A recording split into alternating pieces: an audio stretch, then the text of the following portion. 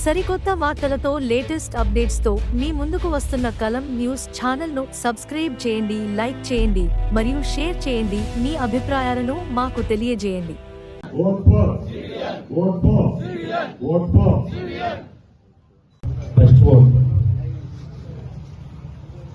ఎందుకంటే యువత జగన్మోహన్ రెడ్డికి ఎందుకు ఇవ్వకూడదు, చంద్రబాబు గారికి ఎందుకు ఇవ్వాలి?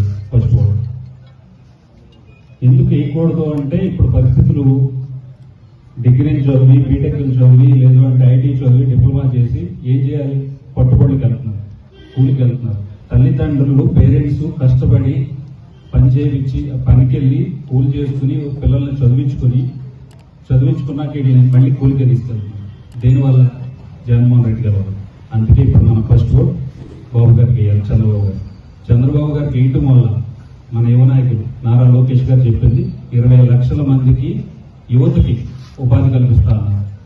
ఉపాధి కల్పించే లోపు ఎవరైనా నిరుద్యోగులు ఉన్నారంటే 3,000 కాడికి నిరుద్యోగులకు ఇస్తా అన్నారు.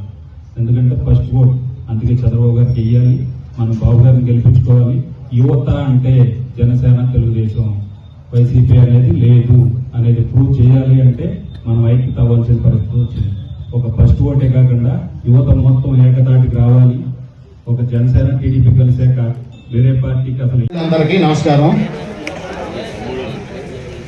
నా ఫస్ట్ ఓటు ఎందుకు వేయాలంటే, రోడ్లు బాగుపడాలంటే చంద్రబాబు నాయుడు గారికి ఓటు వేయాలి, ఉద్యోగ అవకాశాలు రావాలంటే చంద్రబాబు గారికి వేయాలి, అవినీతి జరగకుండా ఉండాలంటే చంద్రబాబు గారికి వేయాలి, మహిళలకు రక్షణ కావాలంటే చంద్రబాబు గారికి వేయాలి.